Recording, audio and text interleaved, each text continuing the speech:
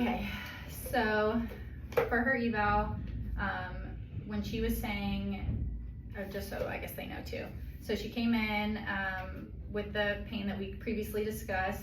She said sitting was worse. She was pointing to like almost like her ischial tube and like truthfully the upper hamstring. And then I asked her about back pain. She didn't really have any. I know sometimes like sciatic pain doesn't always show as low back pain and sciatic pain.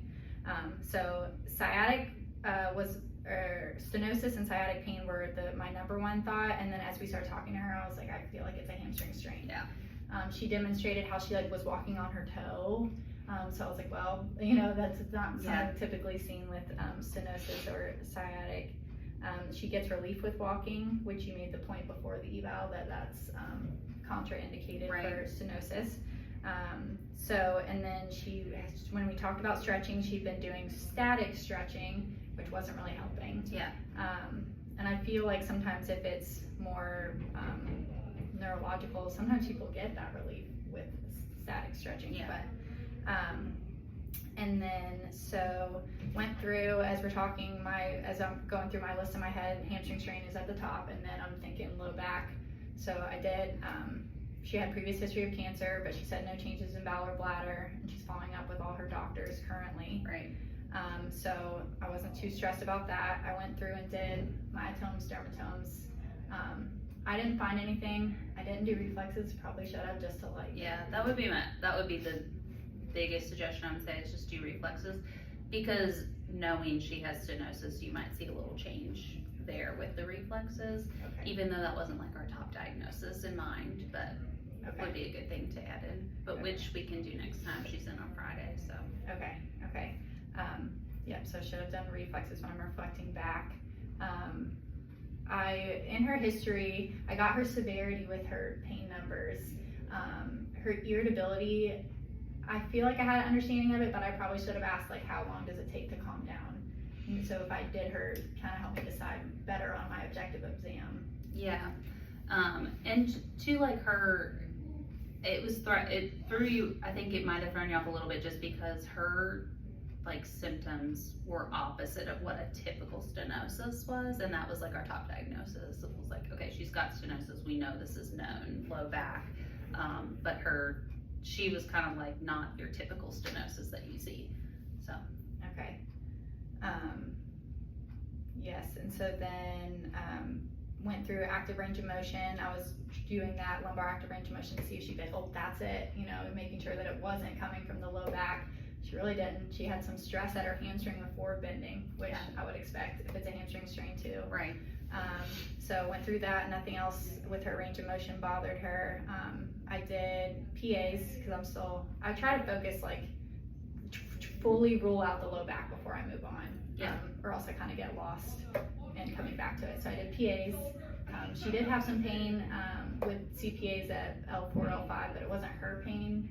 I didn't feel like she wasn't saying like, that's my pain. She was kind of like, oh, I feel that. Yeah. So then I was like, well, could be her back. Yeah. So then flipped her over and did, was gonna do like straight leg raise for neurodynamics, brought her up, she felt it, but dorsiflexion didn't increase it. Right. Did not. So then I was like, probably not nerve pain, more hamstring stretch. Mm-hmm. So then I flipped her back over and did test it to hamstring strength, manual muscle test, to really make her say, oh, yep, that's my pain. Yeah.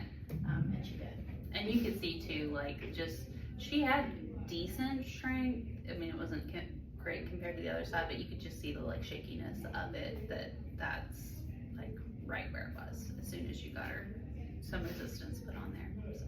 I feel like with hamstring strains, I typically do see like people are like almost jump off the table with ischial tube, and she didn't, but she was feeling it. Yeah. I wasn't trying to make her jump off the table either. But it also has been 3 months too, so, and she's stayed active, which I think has helped a lot, probably just in general. And I mean, knowing all the, like, in her history, like how active she was beforehand, she did boot camps, like she just might not be like highly irritable either, so. Okay. And I'm trying to think of where I went from there. So then for treatment, I educated her. I love isometrics for tendonitis. Like it's for the pain relief. Yeah. Something I didn't do in the objective exam, which I like to do for hamstring strains, is like I didn't check her like pelvic alignment. Like I feel like sometimes when people have like a chronic hamstring strain, they get like that anterior pelvic tilt on one side. Yeah, or even leg length. Yes, yeah, You the could look leg at length that too. discrepancy. So that would be something I would want to look at in the future. Just make sure that that's not gonna throw off her since she's had previous back pain. Right. But then posterior pelvic tilt's just really for core engagement because that's gonna help. Glute bridges, just a really quick kick on her glute max and hopefully decrease overuse of the hamstring. What else? Oh yeah, stability ball rollouts for low back to make sure we're not missing that, and then isometric to do at home. Yeah. And two, like with the pelvic alignment and leg length, like watching her walk back, she doesn't even have any slight Trendelenburg. Everything looked good. So yes, you could still look at it, but I think just watching her walk too, from waiting room back here, everything, she was walking well, so. Okay. Yeah. Okay. So yeah, and then I would just continue, hopefully isometrics, decrease her pain. If there was more time, probably do some soft tissue or deep tissue, because she was honestly looking for that. Yeah. Towards the end, I realized that, so maybe give her a little bit more of that. Yeah. Because that's what she was wanting. And then just to continue, like once it's pain-free through isometric range, and then slowly strengthening through the full range of motion. I would even ask her next time to bring shorts, and like that way you can use some lotion and really get in there too. Or we could drape her. Either way, would work fine. So. Okay. Yeah. I think that's it.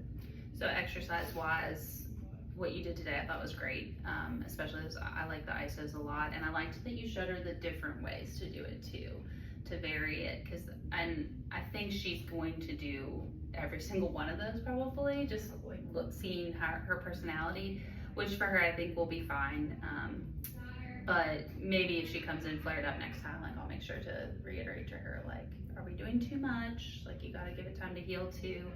But from there, like what else are you thinking to go with for exercises? I would honestly do some, well I did also have her single leg balance. She was a little shaky on that left side, so it could be weakness, but I would do like, start with clamshells, but get into monster walks, get into more core in general, just because it's gonna help overall.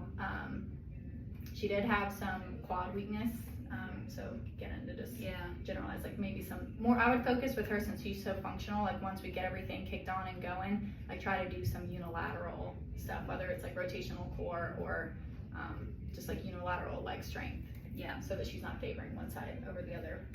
Well, and it's beneficial to her too, because we know that she has stenosis now, so like, yes, we're gonna get the hamstring better, but like we're gonna help her long-term functionally, which I think is just part of our responsibility to get her to where she's not going to have stenosis flare-ups long-term, like get all the muscles strong so that helps support her. So core, I like that. Yeah, okay. Core, and then maybe hip. she can go back to boot camp and like keep herself strong and healthy. Yeah, yeah. Okay. Within reason, we'll see what Yeah. boot camp exercises look like.